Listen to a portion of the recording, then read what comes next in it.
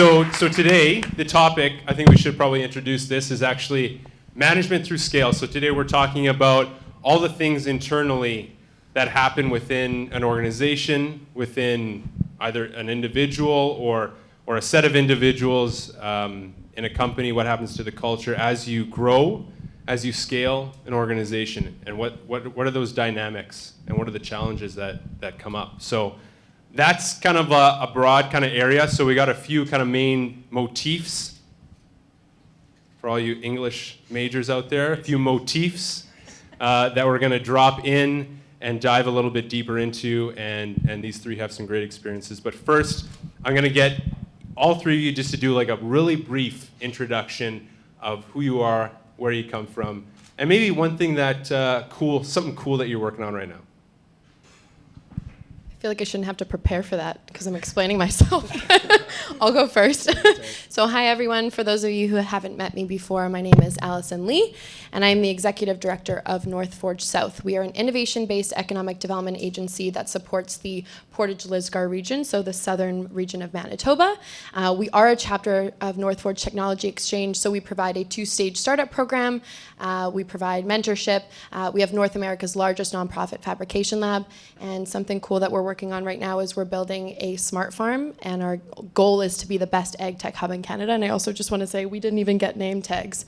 So I really just wanted to point out the one fault we had. We got on a call before the event, and Josh and I both said, feel free to roast us, like make fun of us or whatever. So I just thought I would take that opportunity to make fun of you instead. Thanks though. Me next. Great turnout, Armin. Is that from the club promotion days, or? No, that wasn't you? Oh, okay. Well, it's great. We got a full house here, so that's fantastic. My name's Josh. I'm the founder of a company called Haven Wealth Management. It's kind of a really old, boring business model. If you've ever heard of a company like Investors Group, what we do is we do financial planning and investments and insurance for families and business owners and stuff like that. And really what we're trying to do is modernize it, make it cheaper, make it more accessible to people. Like I've explained to a few people in the room, taking Investors Group or a company like that, which is the Blockbuster, and turning it into Netflix, making it cheaper, making it more accessible, more technological. And one cool thing I'm working on is I'm doing dry January right now. So we're last day, open bar, and I would be a lot more fun in this panel if that wasn't the case, but that's the cool thing I'm working on, and tomorrow we're going to have a few beers. Awesome. My name's Chris. I'll try to condense this. So I started my first company when I was 10.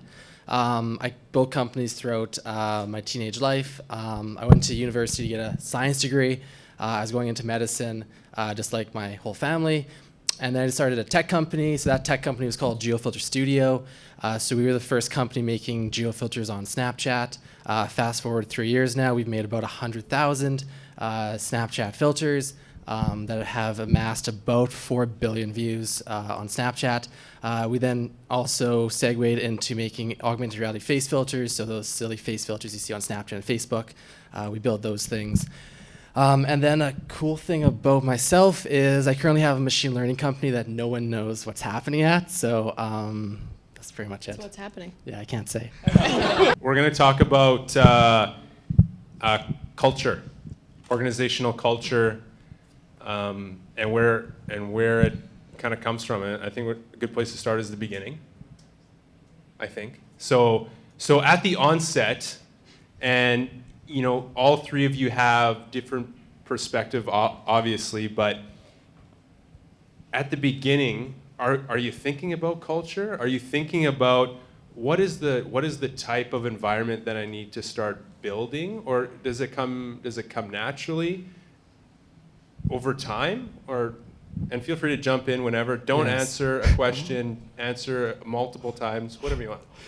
So when you think of a new company or a startup, it's actually a really fascinating concept because you usually have two or more or three or more people that have come up with this idea, and those people have convinced other humans to spend their precious time helping you build this idea that you probably came up with in the shower. So So you have this weird concept, and then there's also this added layer of you're probably not going to pay them. And you talk about this weird concept of equity and what this could potentially be. So you have all that layered on top, and I actually think from day one, the most important thing is culture, because you're trying to get these other people to help build your dream. And at the end of the day, they have to feel like they're part of something. And so you actually have to focus on culture from day one. And that culture from day one actually is instilled throughout the entire life cycle of the company. So it's really difficult to change the culture of a company halfway through. That culture is started with the CEO or the founder. And everything you do, everything you say, everything you physically do is being watched by every single person at the company, to the point where I was actually told that people would write down the exact words that I would use when I was talking, and they would store this and review them and discuss them among the team. So you have to be very careful what you say. So I think in short, basically from day one, the culture that you start as you hire these people to help build your dream is just so important to actually where the company actually goes. Right. Feel free. I'll try not to keep this. I'll try to keep it somewhat short. What Chris was saying, a lot of it resonated with me. The idea of needing to work on culture is something that never came to me. It's something that mentors or people I met were kind of saying, okay, you're bringing on people now. It's probably time to start thinking about these things. And it never really occurred to me. But I was doing some reading on it, and even the things Chris was saying. Has anybody here read the book *Sapiens*? Oh, okay, we have a few. Okay, so quick brief overview. Essentially, the thing that has allowed humans, more than any other species, to kind of progress, or let's say control their environment better than any other species, is the fact that we can make high-level abstractions and we can create myths and stories. Like, humans can follow a myth as a group, and it can lead them to actually build something like a culture or a civilization or things like that. So there were many species that were like humans, but humans were the ones that could run circles around the other species because we could communicate. And when I think of the word culture, it's like we could think of the history of culture and how far back that goes and what's culture made of. And I think that it comes down to the group myth and what is it that the tribe kind of believes in, if we could think of it that way. And when I think about culture and building that, that's what comes to mind is your tribe is only as strong as the group myth that you're following. So from day one, you have to kind of come up with what's the story and what are we gonna pursue, and what's that myth or that story that is gonna unite us. And I think that's what, to me, that seems like the building block of culture, and it's probably everything. Yeah. Thank you. That was a lot. I'm sorry. No. I tend to just kind Words of. of wisdom. How do you That was follow deep. that? Yeah.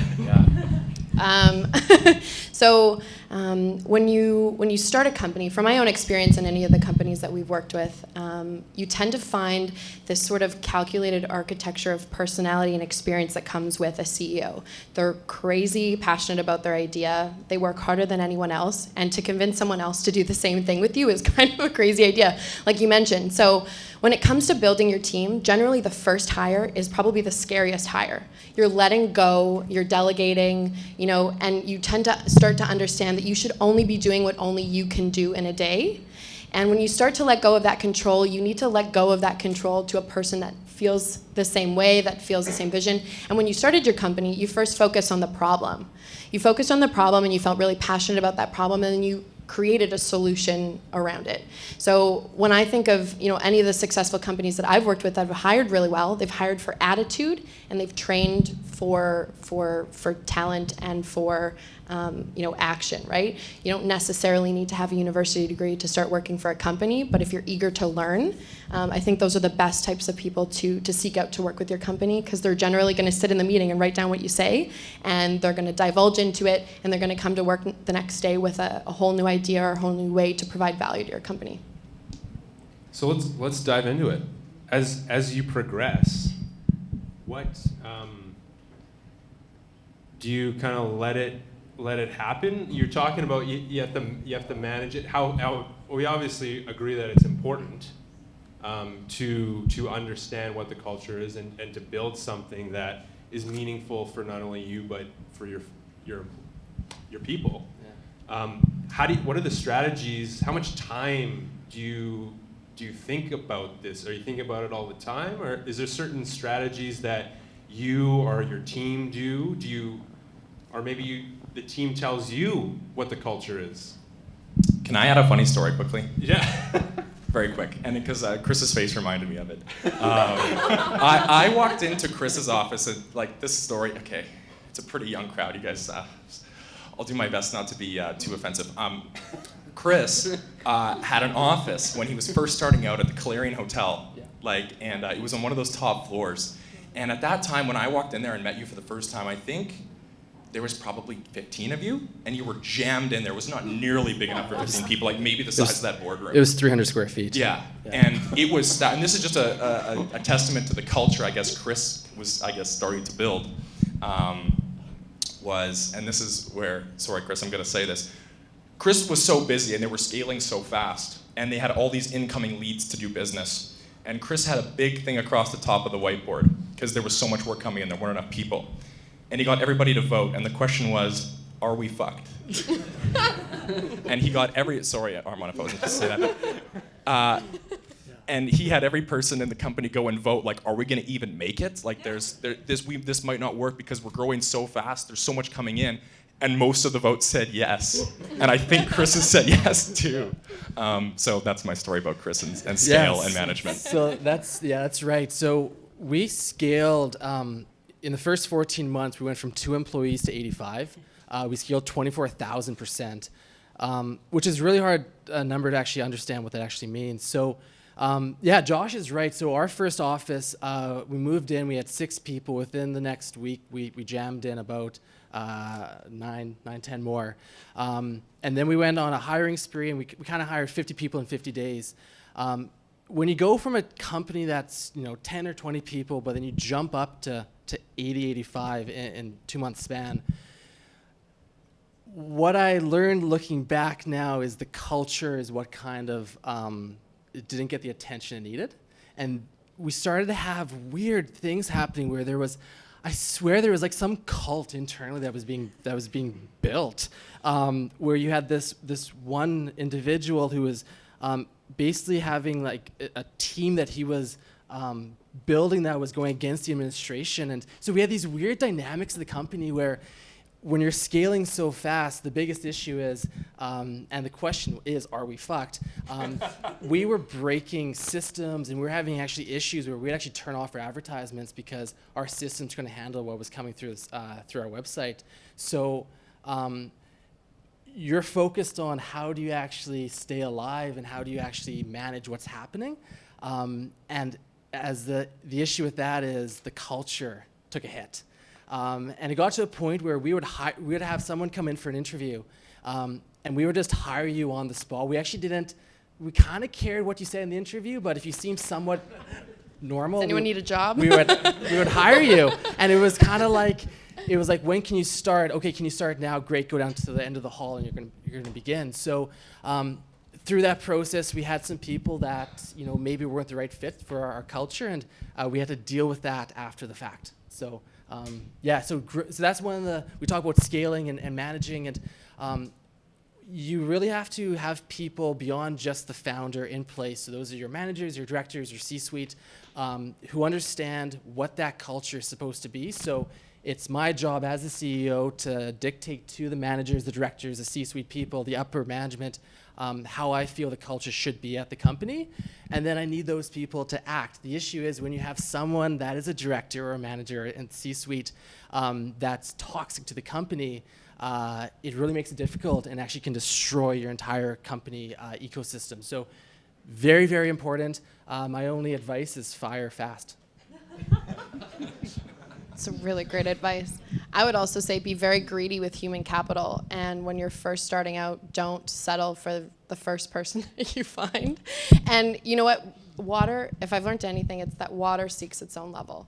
And your A-level players will attract A-level players.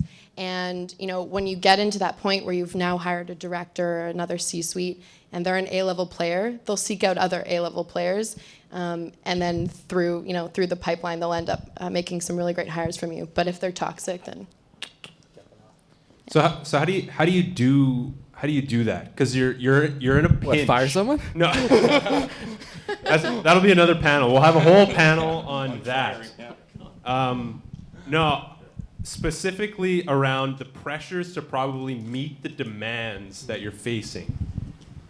But you also want to be cognizant of building this special team and place for people to come and work and do something great. And so this pressure is added, and you don't want to make the wrong decision. But is there any way that now, looking back, or how you do it now, where you're in a bind, you're in a pinch, you got to hire fast? What resources do you tap into to make sure that you get those right people quickly and fast? Or is there no right answer? Yeah, so hiring's a bitch is what I find. It's really tough. I found amazing. Okay, we have some underage people in the audience, so. So I found people through Kijiji, Craigslist. I found them all over. I find one of the best tactics was to hire 50 people in 50 days. I would actually pay people internally to suggest someone that they recommend. It's a really interesting philosophy in that sense, because the person that's recommending their friend probably is not going to recommend someone bad, because then it's going to look bad on them if they're not a good employee. So we kind of went through this phase of, I'd give you $100 if you brought someone to me that I would hire. So that process worked for the most part, but it's amazing how one or two people are enough to destroy the culture. So anyone that says that they are unbelievable at hiring and that they can, interview 100 people and they'll be able to pick out the one best person, I don't necessarily believe that is actually true. And I'd actually, I can't swear. I take responsibility for that. It's my fault.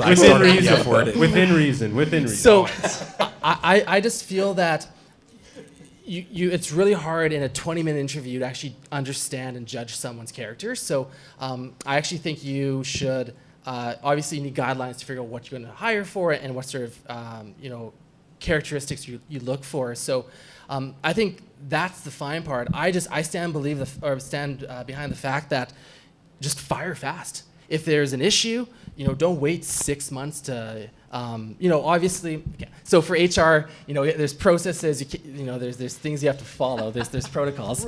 But just being able to see a problem and act on it. Someone's acting up. Call them into your office, talk to them. Don't wait six months to talk to that person. So hiring is really, really, really tough, honestly. And you get interesting connections that you thought that this person's going to be absolutely perfect for the job, and they just maybe stop showing up at work or something one day. So there's this weird. I don't think there's an answer to it. Yeah, I think you just have to hire a lot of people and kind of see how people mesh in the culture. Okay. I guess my experience working with companies who are not sure whether they can actually hire someone, like they don't have the money to hire, and they're going back and forth between, do I just contract this out? Do I hire someone internally? Do I make that, that overhead cost before we actually bring any money in? And it's interesting, the people that you end up hiring, even as a contractor, even though they're not directly in your office every single day, sometimes they can actually have an effect because they can sort of poison some of the objectives and goals that you have, and even when they're not directly related to any of the employees that you have. So I think when it comes down to it, if you're hiring in a pinch and you're like, holy cow, I have so much work to do, I need to hire someone yesterday, it's almost too late, because judging by that fact, you can't go through the process of getting to know someone's character. I'll take someone out for a beer just to talk with them first before I even ask them any questions about the job or what they're looking for, because I think that's when you really get to know someone. Yeah, no, I'll say the last negative thing about hiring before we turn it positive, hopefully. Because yeah, at the end of the day, if you can find people who mesh with the culture and people who believe in the vision and, like I said, the group myth and can move things forward, there's nothing more rewarding than being with a group of people. Like Chris kind of said, you come up with this idea in the shower, and then in a couple of years, you have people who like believe in this as hard as you do, and you're pushing for it. Like, that's super meaningful. It's unbelievable. But yeah, I think. Okay, I got to be careful here. I'll do my best. Josh is having issues out here. Yeah. Okay. So we have become very, and I think it's a fantastic thing, very culturally focused on inclusivity. Amazing. You know, different backgrounds, different cultures, and combining them all. But I think a lot of people step pretty far when they say that I'm not allowed to exclude someone. I'm not allowed to have. I'm not allowed to say I'm not going to hire this person because it's exclusive. But it's like, as a business person, if you're picking a partner, you have to pick someone that is going to mesh well with you. And I think a lot of people, this was huge for me too. You take people at their face value and you trust them. And you think they're going to help your cause. And who knows, like you guys have been hiring unbelievably fast, and you don't, I guess, get the full sense of who that person you're dealing with is. And I just had an issue where, I have rental property. I walked in to fix the furnace, and there's 5 people living in my basement. They're all sketchy. They're wearing toques, and they're dealing meth out of my property. So that's a story. But so it's just to show I don't really know, how to judge character either. No, I wanted to flip it and kind of. It's true. It's true. This happened. But let's dive into that. Okay. I'll get us back on track here. But yeah, I don't think. I agree with everybody here. You got to really think really hard and put your time into figuring out who the right fit is, because, yeah, like they said, things can go chaotic and pretty quickly. So when you're bringing in people and things are happening fast, what other challenges come up? And I'm sure I'll let you all kind of gather your thoughts here, because I'm sure a million things kind of flow through your head. But I mean, other than just people and hiring, what kind of meth and illicit substance drugs. Yes. Substance drugs. That's a term. I think having a job description is actually something that becomes quite tough when you start to hire a lot of people. And I think that becomes difficult because you have a set of deliverables that you're responsible for and that you're getting paid for, and then someone else gets hired with the same deliverables and responsibilities as you are. And how do you manage creative room? How do you make sure that everyone feels that they have a voice in the company? A lot of founders that we work with, when they first start out, they're in our co-working space, they're having like team powwow meetings at 8 o'clock in the morning, they're crushing donuts, they're crushing coffee, Red Bulls, they've probably been there all night, they're feeling the vision, they're getting really excited, and they have one-on-one connections with the founder all the time. They're always, in tune to the vision and what's going on through their head. And as you start to grow, we had one company, 5, 10, 15 employees, and now they don't get that one-on-one meeting with the founder. And it's really, really important to make sure that everybody knows what you're thinking about all the time, because if you leave the company, all those thoughts and all those visions and all those feelings that you had are no longer there, and everyone kind of feels lost. Like, where are we headed now? What's my direction? And, I know the 5 things that I need to get done today, but what's its purpose? And what am I really doing this for? And how do I work to help push together to help, support my colleagues as well in achieving our goals? Yeah, so that's so bang on accurate. So in the first office, obviously with 300 square feet, essentially every single person is awkwardly close to everyone else. So in the early days of the company, everyone is, as Alison was saying, literally a foot or two away from the founder, and everyone kind of knows what's happening. And it's so true that as soon as you start to scale and hire, I was part of the first, I think, 30 people we hired their interviews. And they just got to a point where I just didn't have time. It doesn't seem like much time, but 20 or 30 minute interview every single day for 5 or 6 hours, it adds up. So it just got to a point where I wasn't able to actually be in the interviews anymore. So we were hiring people, and it's this issue of, as you start to grow so fast, there's a lot of people that have very little touch points with me, and you try to structure a company where there is a hierarchy of there's small teams that have a manager they report to, and you just need this management organization so that the company actually works. The downside to that is you have new hires that maybe they're juniors or something, that there's actually several people between the founder and their position. And it's tough because in the early days, as we talk about culture and vision, it's really easy for the founder to just stand up in the room and tell all 6 people what the vision is and where things are going. You can't just do that when you have 85 people anymore and you're trying to cover. We are staffing about 80 hours a week of time, so we have multiple shifts, and so there's actually very few time when there's actually no time that everyone's at the office at one time. So when you have a company meeting, you're only going to be talking to 4/5 or 3/5 of your company at a time. So to get those people to invest and to understand the culture and where the vision is going, it gets really difficult. So I got to a point where I was just saying, okay, so we're going to hire people, and then I would schedule a 10 or 15-minute chat. There's this weird mindset at the company where anyone that thinks they come into my office, they think they're going to get fired, which is really weird. So I would invite people in. They'd be terrified. They get a Google Calendar invite for a chit chat with Chris for 10 or 15 minutes. And this would be like a week or two after they started the company, and they think they're getting fired. So they'd come in just a nervous wreck, and they would sit down, and we would just talk for 10 or 15 minutes. I would try to figure out, things that they like and who this person actually is. And it was just a very open, frank conversation, kind of like Alison taking someone out for a beer. So it's really, really, really important as you grow and as you start to lose your touch points with these people in your company to actually interact with them. I would leave my office and I would go and walk to other teams and I would just sit down and talk to them halfway through the day. It's amazing what the small things can do for someone. I know it's like the most cliche thing ever, but just talking to someone for 5 or 10 minutes,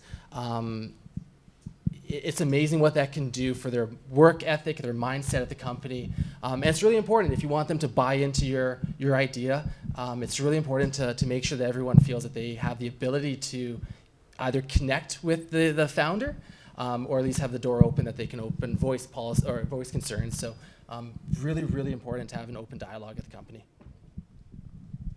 I have nothing better to say. One of the great skills in this world is knowing when to not speak. Josh, Never miss an opportunity to shut up. Alford nailed that one. I want to jump in. Thanks for sharing, everybody. That's great. I want to jump a little of the same, little different, but I was at a conference today and tomorrow called Disrupted, and hosted by ICTAM. And they do a fantastic job bringing in speakers and sessions that focus on the future of work.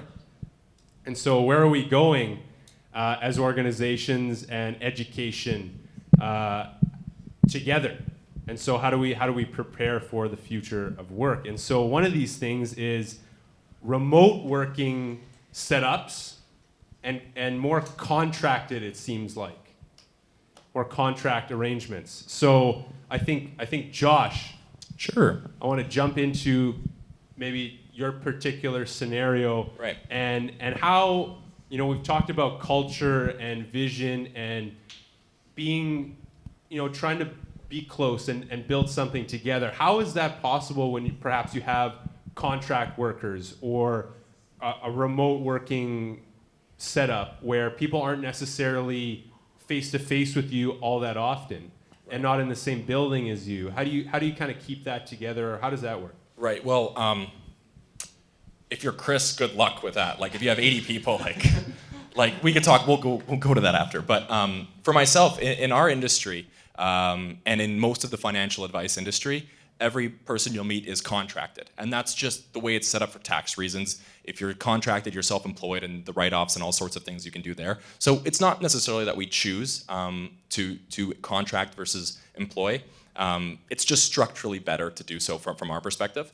But yeah, I think that if let's talk about remote and contract work, sure. So you have to make sure that the trust and the culture it becomes way more important when there's no accountability of the office or of the employment contract. Like it becomes significantly more important if we're only meeting once a week or we only see each other once a week, or we're meeting over web conference and you're sitting at home all day doing whatever you want to do. I assume you're going out and meeting clients and doing that kind of thing, but who knows? So that's where our process is very different. We have 3 people, that's it, and I didn't recruit them. We had a really cool scenario where we talked a lot about our business. I talked to a lot of people in the industry. We networked, all sort of thing. And I wasn't even really looking to expand. I was having quite a nice time doing things on my own. And then I had 2 separate groups of people come to me with like PDF proposal, like, hey, here's what I do. This is my current work. I love your business model. I want to work for you. Here's how I can make your business better. And it was like, whoa, like that doesn't happen. So we haven't really been quick hiring because we haven't needed to be like Chris. Like Chris is like growing so fast. It's like, get it done. For us, it's been a very slow, gradual process. And for us to bring someone on, there's a competence requirement, like 6 months of exams, So you do your 6 months of exams, now let's do training. So the sales, it's not like you're hired, take the desk in the corner. It's yeah, you're hired, now we'll see you in 6 months. No, I think that the thing I would say there is culture becomes even more important, and the trust in the people that you hire becomes extremely important because, yeah, there's no physical accountability there. That's what I would say. Anybody else want to comment? Yeah, so first 8 months of the company, so we started in April of 2016, so we're coming up to 3 years, and our first office at the Clarion was in January, so we had about 7-8 months of all independent contractors as designers. So the system was built up that I was getting the orders in on the business side, and then at night, all of our graphic designers, they all had full-time jobs. So then they would kind of tell us, hey, I can work for an hour or 2 tonight. We'd send them a few designs. And the reason for that, it was actually just a economical reason that we didn't have enough work coming in to warrant the hiring of a full-time graphic designer. At that point in January, that's when that happened. So everything Josh said is so correct, where you have these independent contractors who they could just leave one day and they don't really have to tell you. They could just stop responding to your messages. No kind of accountability in that sense. You don't actually see. We had one graphic designer in Winkler. He worked for us for 2.5 years before I saw his face, and it's just that it's like that. That's the mindset, is that you trust this person so much that they will answer your text on the other side. It's a different mindset to build a remote team than an in-house team, and actually a big reason that I wanted to go in-house was I prefer to be able to go to a company each day where there's actually people, my friends at the company, interact with them. There was this, when you looked at the numbers financially, yes, there was an ability for me to keep going as independent contractors to make more money.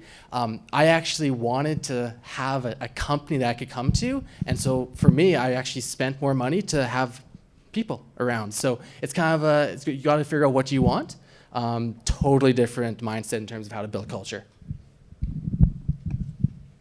I'm going to make a quick note on co-working spaces. Apropos. Are you getting paid a referral fee for that? I am not.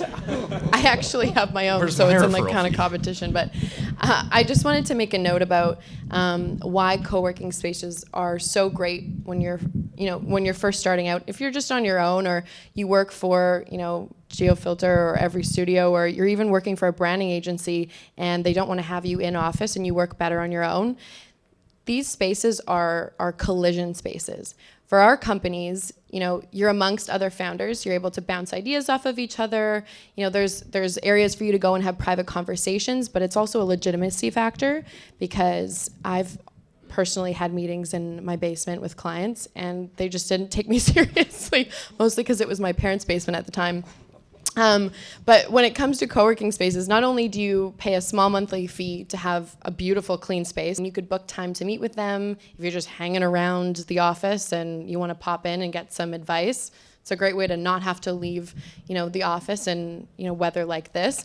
But the purpose is just to be around other people that are hustling really hard. I remember working 12-hour days, like just sitting by myself in my own office at home, and I was so unmotivated because I could just quickly shut off my computer and be on my phone and no one would know that I wasn't doing anything.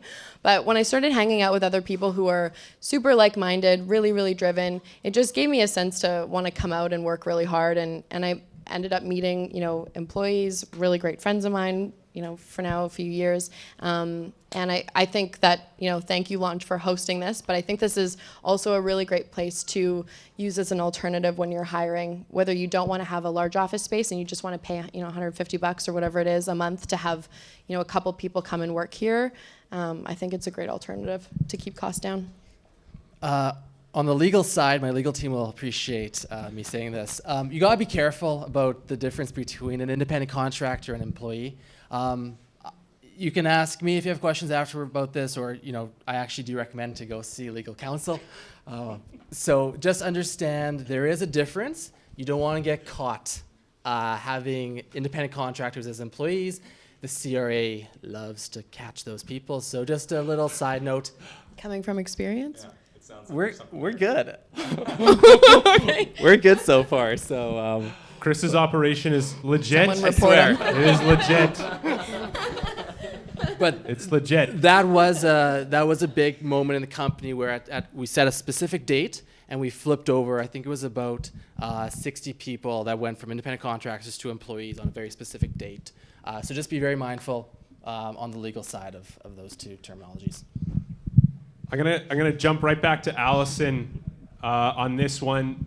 You have a unique perspective, having worked with a number of different organizations, and companies, all with different stories and different cultures and different sizes. Correct. So I would like to ask you specifically a question about having maybe that full landscape of that scene. Okay. Landscape of that scene. Landscape that was of the term. that scene. Yeah. What are some of the common themes that you see, or maybe a couple of strategies for wins and maybe a few common mistakes that you see in terms of scaling successfully for companies? And I'm gonna get everybody, all the panelists, to speak just a touch louder, if that's okay. So, okay, okay.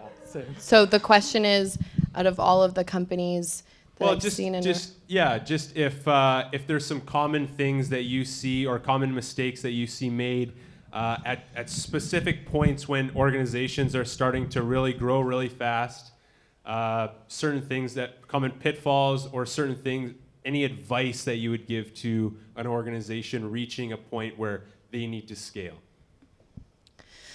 other than everything you've already mentioned.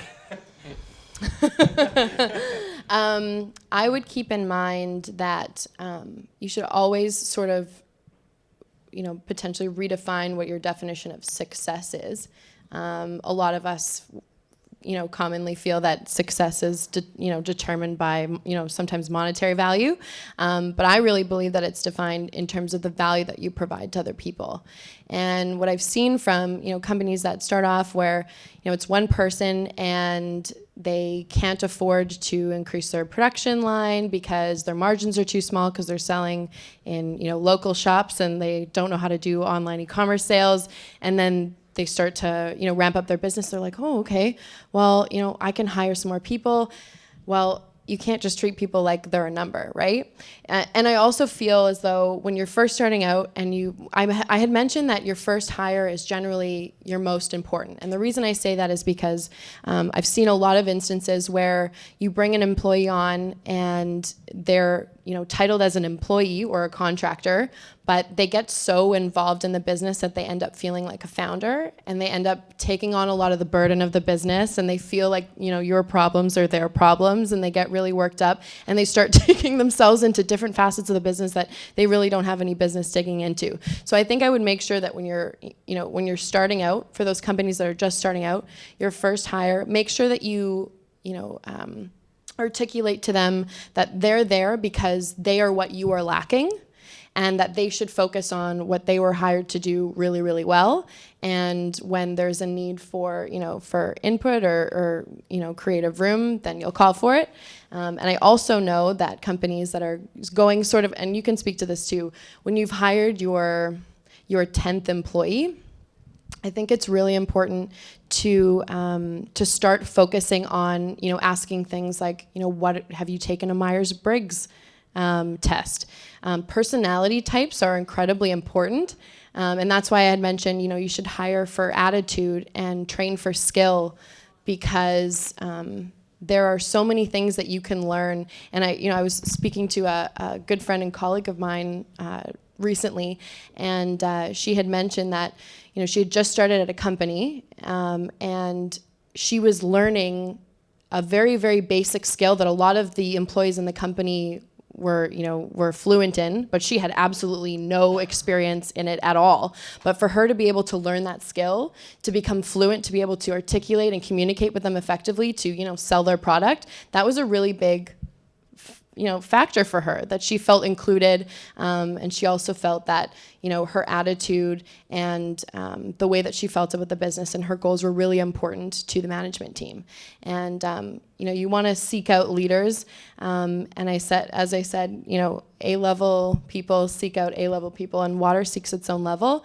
And when you start to scale your business, keep in mind that human capital is the most important, because you can buy more machines, you can sell more things, but at the end of the day, what makes up your company is the people that are inside of it. And if people believe in your product, they generally believe the people that are trying to sell it to you. And you should look to having things like beer taps and ask them what they want. Titles. Actually, I'm gonna go on a very short tangent here. When it comes down to titles in a company, everybody wants to be a CEO, a COO, and it sounds really sexy. But when it comes down to it, are they in the job because they want the title COO of whatever company? Or are they there because they have the skills in order to deliver on those responsibilities? Do they care about money? Do they care about being able to travel? If you can identify what people want, you can generally, without this sounding weird, you can generally shape and form them into the employee that you need them to be, because you'll identify what they need in order to be successful and feel fulfilled, and they'll end up doing really great things for your company as well, because success really is determined by the value that you provide to others. What resources are out there, and what resources have you guys used? And I'm going to open this not maybe in particular or specific to this topic, but did you need help through this process? Who did you reach out to? What supports did you access? And at what point did you feel like you need help? Whether it be related to, when should I hire these people, or who should I hire? Is there specific people? Is there specific resources that are out there? And I'd love to just open it up to anything that you found valuable, just for anybody interested in terms of any supports that are out there for young entrepreneurs or entrepreneurs at various points of the scaling process. Yeah, no, I'll take this one. I think that the image that we're given of very successful people, as Ali talks about, like A-level people or people in an industry or a sector who are at the top of the game, who are like the big players. A lot of people think of them as like doors shut, they're living in their mansion, doing their thing, they don't want to talk to people. And I find the experience is so different. I found that if you're eager and you're hungry, as long as you're not over eager to the point where you're annoying, if you can get in touch with those kinds of people, or even send them a cold email, or find a way to meet them, or network to find them, people are just like, I find those people in the higher positions in your industry are kind of like begging to give someone the step up that someone else gave them, if that makes sense. So when I tried to get into my business, no college degree, no background. I had been trading stocks in my basement for a long time. That was essentially my experience. And I could not, like, a person in my position would have been able to get a job. What I did was I cold emailed about 50 of the best financial advisors in the city. And I said, this was like grade 11 or grade 12 of high school. And I said, hey, I love this business. I want to learn more about investing. Will you go for coffee? And 80% of them never responded. 10% said, screw off, like, I'm busy. And the other 10% were like, you know what? Your story's pretty cool. I like your passion. Someone did the same thing for me when I was young. Let's do it. And I was this kid who thought he was Warren Buffett. I thought I was the best investor of all time. I just got lucky in the markets a few times, and I thought I was some legend. And I go into these meetings talking to these guys who are like managing billions of dollars, and I'm like, oh, I'll tell you about my strategy and how I'm doing. And these guys were so patient with me, like so patient. I wish I could go back to all of them and like give them something nice. But no, I just find that if you're looking for support and you're eager and you're hungry, you can find it. And whether it's doing what I did or whether it's finding a way, like people are out there eager to help you. And that's the way I did it, at least. Thank you. Can I answer your last question? You do whatever you want, man. Go for it. So I'll talk a little bit about scaling and kind of the mindset around that. So scaling is definitely one of the biggest buzzwords, especially in a startup. You want a scalable startup. I think it's really important to say that not every company has to scale. I think that's Amen. like Or is even a scalable business. yeah. I'm trying to find a way to disagree with you, Chris, like really hard, and I haven't had one yet. Not yet. Maybe soon. Keep talking. So I think you have to realize very early on what type of business you're building. So when I started EveryStudio, we would sell one or two filters a week if we were lucky. So it was very slow in the beginning. However, I knew that if this worked and you have the e-commerce play and the online advertising, you can hit scaling very quickly. So with that mindset, everything we did from day one, we had the idea of, yes, we're doing one or two filters a week. What does 1,000 or 2,000 filters a week look like? And when you have that mentality, you start to do different things in the systems that actually can, manage that sort of size. So for the file naming that we were using, we decided, you're supposed to go all lowercase when you name the files. So all lowercase, all dashes between words that are together and underscores between separate words. When you look at the file size of a name that has all lowercase versus a file size that has uppercases in the name, it's a few kilobytes different. There's actually a difference. That's really nerdy. Oh yeah, we can go deep. So when I talk about scaling and the attention to detail, we were looking at the kilobyte difference between a file size that we were saving, because we just were assuming when you hit scale and you're doing thousands or tens or hundreds of thousands of filters, it actually makes a difference. So looking at the detail from day one is actually a really big part of the mindset. But also realizing that you don't have to scale crazy fast. Having the patience to build a company. I actually know that I'll probably never have a company that grows that fast ever again. There was a weird series of events that actually happened that allowed us to actually scale. So we were the first company in the world doing this. We won Google Ads, we won SEO, we kind of won all these things that it just doesn't really happen very often. However, from day one, I knew that we could scale. So I think it's really important to understand the details. Kilobytes matter. And just to understand that you don't have to build a scalable company. That's just, it's actually counterintuitive. Try to build something that's not scalable. So this idea that the amount of time it takes to make a geofilter, it's actually not scalable at millions and millions of filters a week. But if you can kind of get that niche and understand that market, you will build systems that allow you to be scalable. So our backend system that we process our filters through, it took us almost a year before we began to build this system. So we were using Google spreadsheets and different tools that would basically allow us to get this company going from day one off the ground. We built this system that allowed us to scale a year after we began. So just understanding that these are the small things matter, and then also understanding that you don't have to build a tech company that has 10 million users. Something small is okay too, honestly. Can I hop in here? Yeah? Oh, I think he's so right. This is amazing. This is. I don't want to be a life coach, but this part was really important to me, and it held me back a lot in my thinking. Was that there's this idea, like let's say 2,000 years ago, if you were 1 in a million, you were the best that you would ever see ever. Today, if you're 1 in a million in New York State and what you do, there's 14 of you. So with social media and all these things, we look at all these people who are like, wow, Mark Zuckerberg, 25 years old, billionaire. Wow, Chris Schmidt, 25, 26, 80 employees, got all this stuff going on, right? Like, I just compared you to Mark Zuckerberg. His head's gonna get so big now. Yeah, exactly. All this to say is, if you feel like you're in business because you need to be at that level, you're not playing business, you're playing an ego game. You're not playing business, you're playing ego. And no amount of money is going to ever, or no amount of success is ever going to make you feel happy, because you're going to have to be bigger than Bill Gates and Warren Buffett to finally feel like you're at the pinnacle. There will always be something a little bit above. And I got caught up in that a ton, just thinking like, how am I going to scale this? How am I going to make it the biggest thing ever?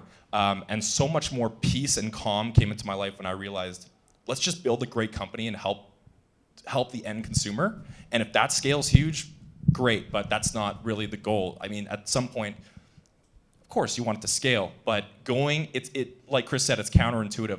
Going in thinking, let's build a great end product for a small amount of users, that's the best approach, rather than saying, let's build the next Facebook. I'm gonna wrap my questions here. I want to have just a few minutes of audience questions, if there are any, for our awesome panelists. So I'm gonna come. This is my favorite part because I get to stretch my legs. Josh, I'll hire you as my life coach any day. We got a question right here. Mr. Hart. Chris, Ali, and Josh. Freezing on the mic here. Okay, Chris. So I'm just curious, how did you, so you say you're the first one to start geofilters. How did you just discover that people were doing this and nobody did it at a large scale? Or what actually made you think, okay, this is something we can do? So I'm sure some of you have heard of Gary Vaynerchuk. Yeah. So there's a clip. So Snapchat filters, they came out, it was end of February 2016. So the first week of March, there's a clip of Gary, he's in the back of a car, and he's going on one of his typical rants. And there's a 30-second clip where he was talking about this new feature that Snapchat had, and he said that some guy is going to hire 2 or 3 designers, make a few filters, make a few $100 a day, and build a business. And I heard that clip, and I was at the time I was building another company which I was self-funding. It was getting very expensive, so I wanted to figure out how to make a few bucks really quick. So I remembered this thought. And I just thought, hey, let's just try it. And the first employee I had, I was in my driveway and I told him this idea. And he his exact line was, "That is literally the stupidest thing I've ever heard." So that kind of demoralized me for about a week. And then we started up. And it's funny, you talk about the early days. Now it's easy. You look back and say, sure, that was obvious. In the moment, there was no one in the world looking for these things. So there was no traffic on Google. When you look at Google search trends and the traffic for Snapchat filters, it was at 0. So one of my favorite stories is there was one Reddit forum. And on this Reddit forum, there was 1 or 2 people a day that would comment on this forum looking for Snapchat filters. And for me, I was concerned there wasn't enough traffic on this forum to actually make it look like a real product. So I made 5 or 6 different Reddit accounts, different personalities, and I would just create chatter to make it seem like there was like more people interested in this stuff. And I built a robot that would then notify me when someone other than myself would comment on this forum, and I would instantly go in and I would barter with myself and try to get this person to come into my website and place an order. This is literally how, when you ask someone, how did you get the first 10 or 15 clients? It was 24 hours a day that this bot was on. It would wake me up in the middle of the night. And I would fight to get these people to come through the order form. When they hit the order form, I just wanted everyone to come through. So there was no credit card information. There's just everything. So I'd have everyone from like kids to old people. So half the filters we made weren't bought because it was like an 8-year-old kid that ordered it. So yeah, there was no reason that this was going to take off based on what was happening the first few months. I was doing this for about 2 months, and I turned to one of my friends that I went to high school with. He's in New York at the moment, and I just said, this is not working. So to give you an idea, first month in April, we did about $200. Second month in May, we did about $400. There was no reason that this was going to work. there was a conversation with my friend, and he just said, try it for one more month, just like keep going 100% in. The following month, we did about 20,000, and we began to scale. So honestly, it's just, what I say is you need to have a tipping point. So you need to understand how long can you go with not making money. So I live at home.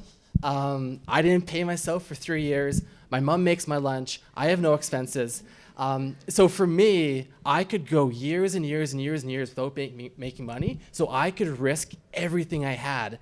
So for me, 2 or 3 months, that was nothing. I was willing to go 2 or 3 years if I had to.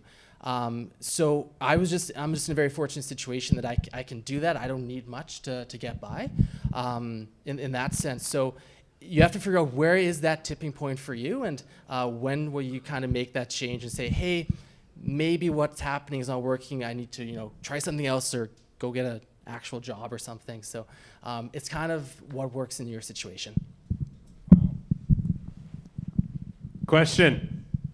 Oh, right in front of me. Sorry. I'll get back there. How did the roadblocks affect your companies in the better or for the worse?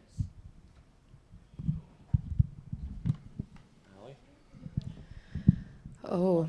Question was, how do roadblocks affect companies for better or for worse? Affect your companies? Maybe a specific example. Oh. That's a good question. So when we were building North Forge South, so I had worked for North Forge Technology Exchange for 2 years before moving on to start my own.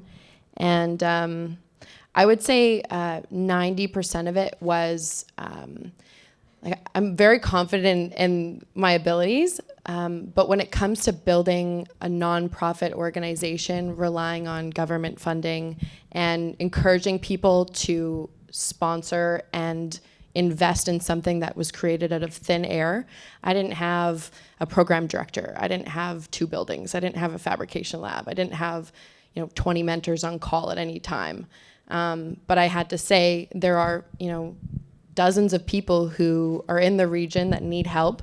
They're calling me at 2 o'clock in the morning saying my shipment order didn't come in. I just spent 10 grand on this. What do I do? I don't know.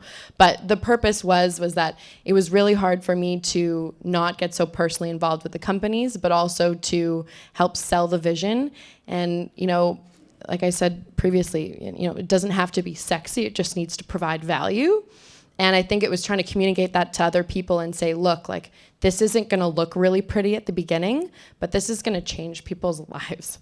So that was difficult for me. And also, I'm, a young businesswoman, and it's also, I've never had any issues, working towards my goals, and I've had a lot of amazing people to support me.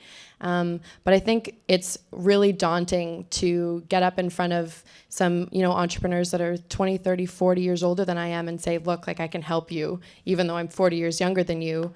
But I think that was kind of tough for me too, to really get the confidence to say, I may not have as much experience as you, or I may not know anything about agroponics or agronomy, but what I can tell you is that I can find you funding in order to move your idea forward.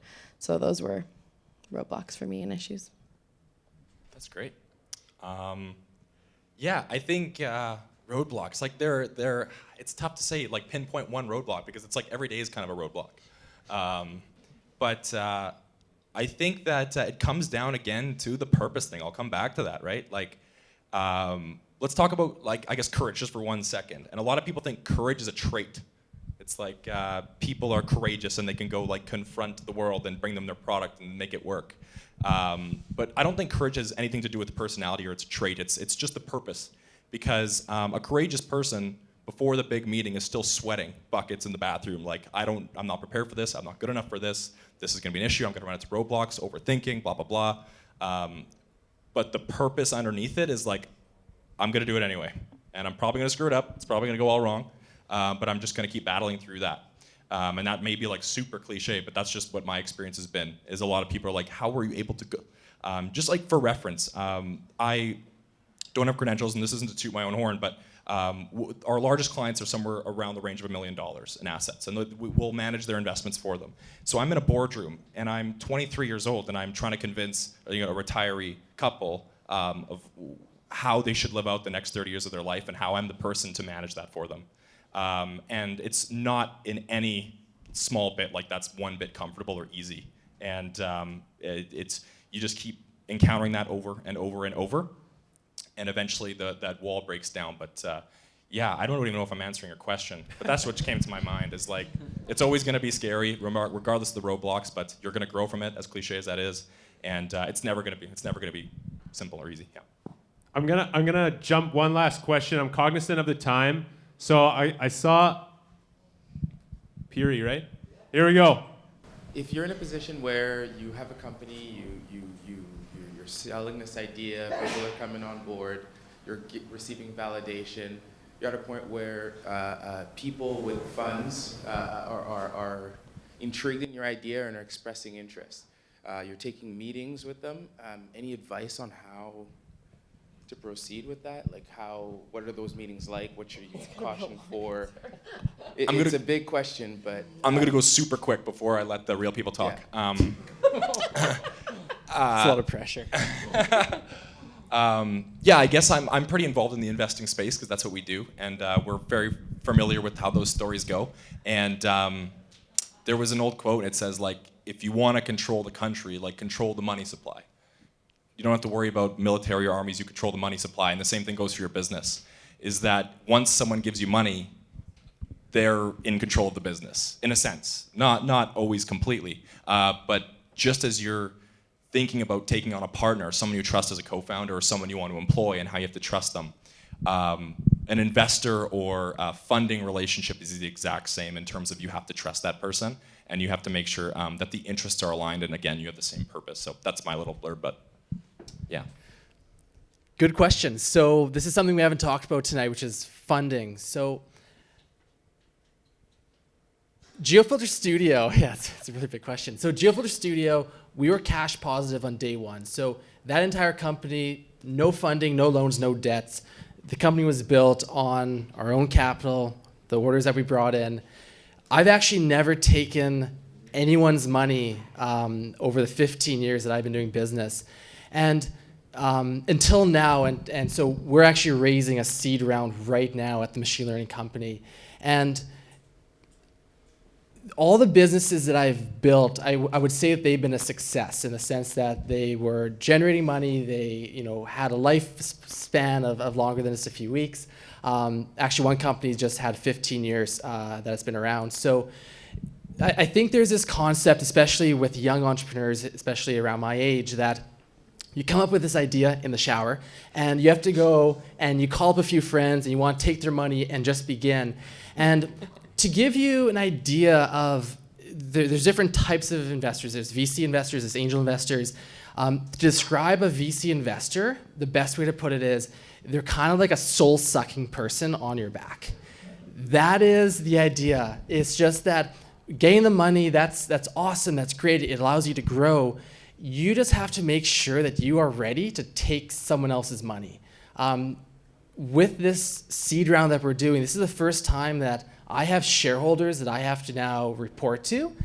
It doesn't allow me to do whatever I want at the company. So I am actually, I do have to report to people and explain what's happening and be able to explain why we did that with the money. And so I think you have to be very careful when you take someone's money that you're prepared mentally for that, that you have the experience to understand, how cash flow works, how to, do a balance sheet, all the basics that you learn as, whether in Asper or at UFW for business or actually running companies, to actually understand what it means when you take someone's money, because in their eyes, they want a return. So, in 2, 3, 4 years, whatever it is, you have to be able to go back to that person and say, hey, this is the money, this is what you gave me, and this is what I can return back to you. So I think you have to be very careful that you are positive that this is what you want to do, because you don't want to be in a situation where in 12 months, you go back to the investor and say, hey, we kind of lost your 100,000. Do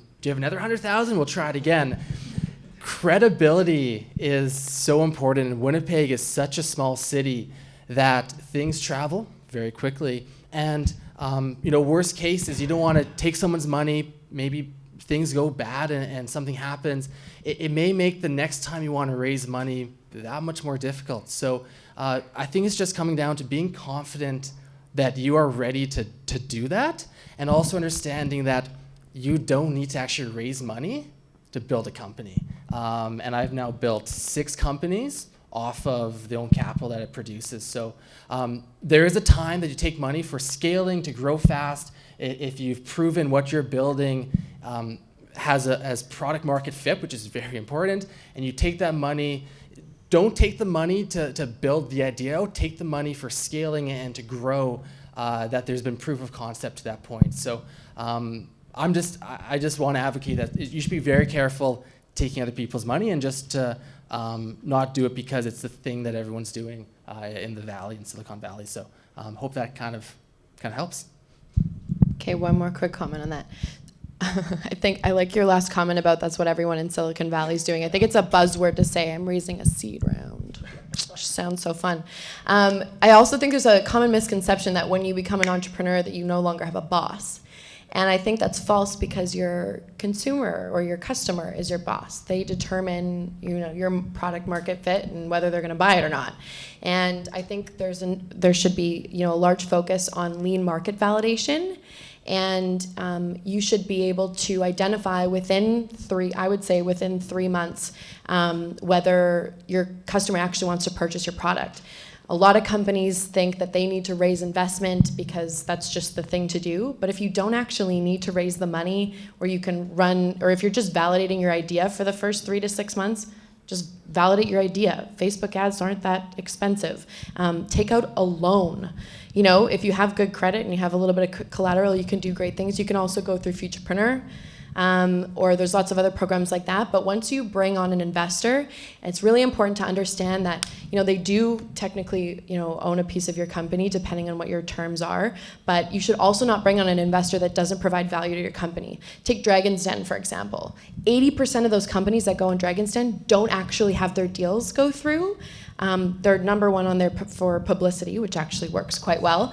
But a lot of these entrepreneurs go on Dragon's Den not necessarily for the money that they get, but for the expertise that the investor is able to provide to them.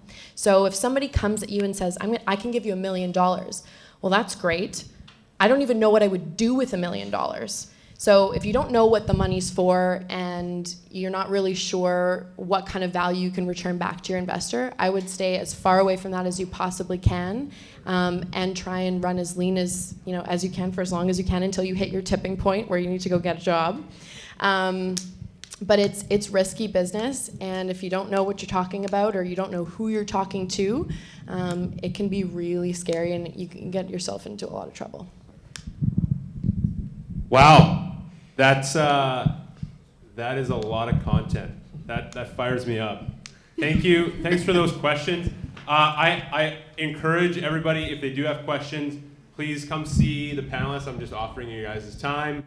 And as well as me, I'll capture as well, and we can discuss with them and how to get you an answer. But feel free to approach at any point. But that wraps up the first Afterwork event.